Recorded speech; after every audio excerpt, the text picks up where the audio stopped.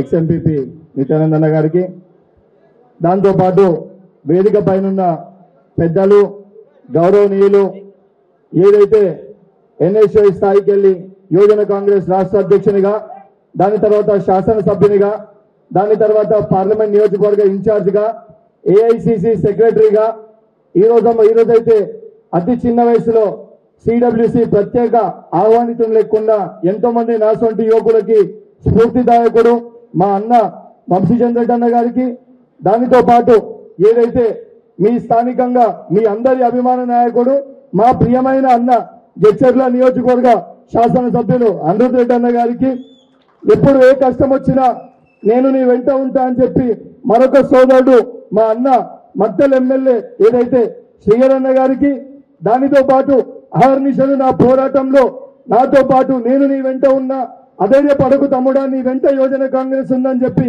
నాకు సహాయ సహకారాలు అందించిన మా అన్న యువజన కాంగ్రెస్ అధ్యక్షుడు శివసేన రెడ్డి అన్న గారికి, దానితో పాటు ఇక్కడ విచ్చేసిన ఏదైతే జడ్చర్ల నియోజకవర్గ 6 మండలాలు పట్టణ కాంగ్రెస్ పార్టీ సైనికులకి, యువజన కాంగ్రెస్ ఎన్ఎస్యుఐ మా సోదరుడు ఫహాద్ కి, దానితో పాటు మహిళా Congress SC cell ST cell Congress party అనుబంధ సంఘాలకి, సర్పంచ్లకి, ఎంపీటీసీలకి, ఎస్పీటీసీలకి, కాంగ్రెస్ పార్టీ నా తోటి కుటుంబ సభ్యులకి, ప్రాణ సమానులైన నా అన్నలకి, అక్కలకి, అన్నలకి, తమ్ముళ్ళకి, పత్రికా విలేకరులకి, మీడియా మిత్రులకి, ఇక్కడ విచ్చేసిన ప్రతి ఒక్కరికి పేరు పేరున మీ తమ్ముడైన బల్మూరి వెంకట్ శిరస్సు వచ్చి పాదాభివందనాలు తెలియజేస్తున్నా.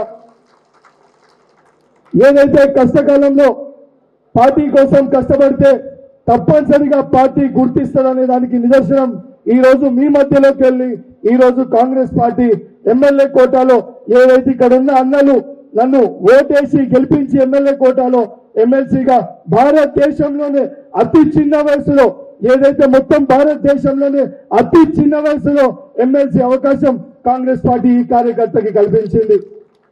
ఈ రోజు ఏ విధంగా అయితే జడ్చర్ల ఎలక్షన్లలో కాంగ్రెస్ పార్టీ ప్రతి సైనికుడు కష్టపడి యువకులని ప్రోత్సహించే విధంగా ఏదైతే 15,000 మెజారిటీ తోటి అనిరుద్ అన్నని గెలిపించారో, ఇది కేవలము ఒక సెమీఫైనల్ మ్యాచ్ మటుకే మనం ఆడి గెలిచినాము. ఈ రోజు మనం గెలిచినాక అధికారంలో వచ్చినాక కూడా ఈ బీజేపీ పార్టీ నాయకులు, టీఆర్ఎస్ పార్టీ నాయకులు 3 నెలల్లో ప్రభుత్వం కూలిపోతుంది, 4 నెలల్లో ప్రభుత్వం కూలిపోతుందని ఇష్టం ఉన్నట్టు మాట్లాడతారు. ఈ మాట్లాడే నాయకులకి మొన్న కేవలం ఓడగొట్టినాము. ఈ పార్లమెంట్ ఎన్నికల్లో 17కి 17 పార్లమెంట్ లో కాంగ్రెస్ పార్టీ విజయ డంకా మోగించి ఈ బీజేపీ పార్టీ ఈ ఏదైతే సంబంధించి టీఆర్ఎస్ పార్టీ నాయకులని తెలంగాణకి వెళ్లి తరిమి కొట్టాల్సిన బాధ్యత ఇక్కడ ఉన్న ప్రతి కాంగ్రెస్ పార్టీ కార్యకర్త పైన ఉంది.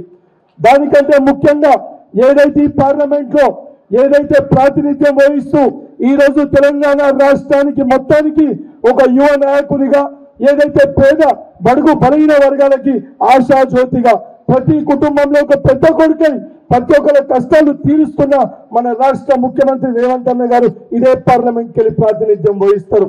ఈ పార్లమెంట్ లో ఏదైతే రాహుల్ గాంధీకి అత్యంత సన్నిహితులైన రేపు కాబోయే ప్రధానమంత్రి కేబినెట్ లో మంత్రి హోదాలో ఉండబోతున్న వంశాన్ని కనీసం 150,000 మెజారిటీ ఇచ్చి భారతదేశంలో అత్యధిక మెజారిటీతో వంశాన్ని గెలిపించాల్సిన బాధ్యత ఈ ముఖ్యమంత్రి గారి ప్రాతినిధ్యం వహిస్తున్న పార్లమెంట్ లో ఉన్న ప్రతి కార్యకర్త పైన ఉంది. కార్యకర్తగా కాదు, మీరందరూ రేపు పొద్దున ఒక సైనికులు లెక్క పనిచేయాలి. కాంగ్రెస్ పార్టీ అధికారంలోకి వచ్చేసింది, మన పని అయిపోయిందని చెప్పి మనం అప్రమత్తంగా ఉంటే గద్దెల లెక్క కాసుకొని ఉన్నారు. ఎప్పుడు మనము బలహీన పడతాము, గద్దెల లెక్క కాసుకొని మనని కొడదామనే ప్రయత్నం చేస్తారు. మనము కేవలము ఏదైతే ఈ ఫైనల్ మ్యాచ్ లో ఈ ఒక్కసారి వాళ్ళని ఓడగొడితే రేపు పొద్దున ఆ కష్టం రాకుండా సుఖపడేది మీరే. కేవలం పార్లమెంట్ ఎన్నికల తర్వాత స్థానిక సంస్థల ఎన్నికలు వస్తాయి, సర్పంచ్లు, ఎంపీటీసీలు, జెడ్పీటీసీ ఎన్నికలు వస్తాయి. ఈ ఎన్నికల్లో మనం బలం చూపిస్తేనే రేపు పొద్దున స్థానిక సంస్థ ఎన్నికల్లో మనకి కష్టం కాకుండా ఉంటది. ఇది కేవలము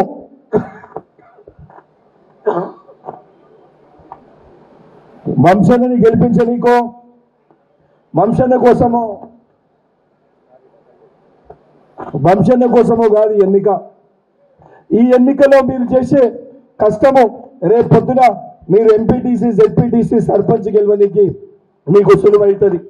ఆ నాయకులకు కూడా బుద్ధి వస్తుంది. బీజేపీ పార్టీ వాళ్ళకి ఇష్టం ఉన్నట్టు కాంగ్రెస్ పార్టీలో పుట్టి కాంగ్రెస్ పార్టీలో పెరిగి కాంగ్రెస్ పార్టీ తోటి ఆ పేరుకు గుర్తింపు వచ్చిన ఆ నాయకురాలు ఈరోజు కాంగ్రెస్ పార్టీ ఏదైతే నికాసైన కాంగ్రెస్ పార్టీ ఒక కార్యకర్త గురించి ఆ రకంగా మాట్లాడితే దాని యొక్క సమాధానము రేపు పొద్దున ఓట్ల రూపంలో ఆమెకి డిపాజిట్లు గల్లంతైతే అదే తగిన గుణపాఠం అవుతుంది. దానితో పాటు ఏదైతే నేను ఒక కార్యకర్తగా ఇక్కడికి వెళ్ళి గెలిచిన కాబట్టి అంటే ఒక కార్యకర్తగా నాకు అవకాశం వచ్చింది కాబట్టి ఏదైతే ప్రతి ఒక్క కార్యకర్త ఏదైతే నాకు బాధ్యత ముఖ్యమంత్రి గారు కానీ వేదిక పైన పెద్దలు నా పైన ఒక బాధ్యత పెట్టారు. తెలంగాణలోని అతిపెద్ద కులం అదే యువ కులం.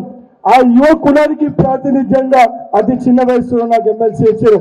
వంశంగా నేను మీకు మాటిస్తున్నా, ఏదైతే పార్లమెంట్ పరిధిలో ఉన్న 18 సంవత్సరాల నుంచి 40 సంవత్సరాల పరిధిలో ఉన్న ప్రతి యువకుని దగ్గరికి ఎన్ఎస్ఐ శ్రేణులు మా అన్న శివసేనతో కలిసి యువజన కాంగ్రెస్ మేము వెళ్తాము, మేము తిరుగుతాము.